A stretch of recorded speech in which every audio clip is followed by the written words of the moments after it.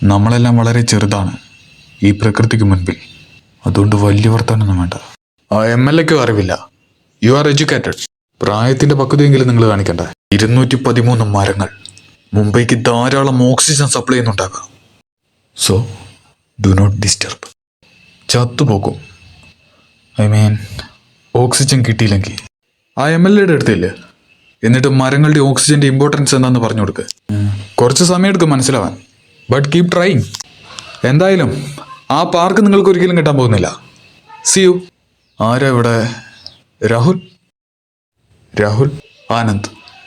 എൻവയോൺമെന്റൽ research ശരിക്കും നശിപ്പിച്ചു കഴിഞ്ഞു. It's too late. ഇനി നിർത്തിയേക്ക്. പക്ഷേ ഞാനാണെങ്കിൽ ഈ വിഷയം പല ആവർത്തി പറഞ്ഞ് ഇപ്പോഴും പറഞ്ഞുകൊണ്ടേയിരിക്കുന്നു. ഇത് നിനക്ക് സ്വന്തമല്ല.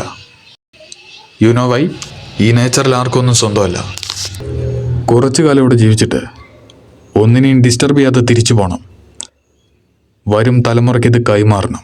നിങ്ങളിപ്പോൾ ചെയ്തുകൊണ്ടിരിക്കുന്നത് വളരെ വലിയ തെറ്റാണ്. നിർത്തിക്കോ. ഏതോ ഒരു ജനതാ ഗ്യാരേജിന്റെ മാനാന്ന് കേട്ടു. ഒരു ബിസിനസ് മാഗ്നറ്റിന്റെ മരുമകൻ. വേറെ വല്ലതും ഉണ്ടോടാ?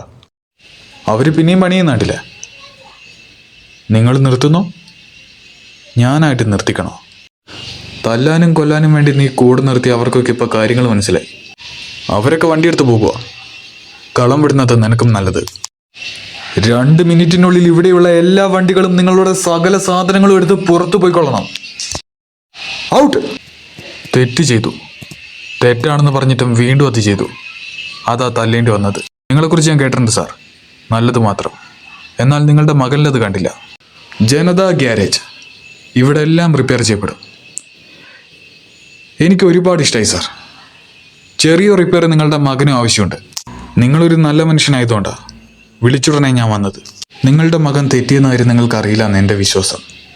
ഇനി അറിഞ്ഞിട്ടും അറിയാത്ത പോലെ നടിക്കുവാന്ന് ഞാൻ അറിഞ്ഞാൽ നിങ്ങളെയും ഈ ജനതാ ഗ്യാരേജിനെയും എനിക്ക് റിപ്പയർ ചെയ്യേണ്ടതായി വരും.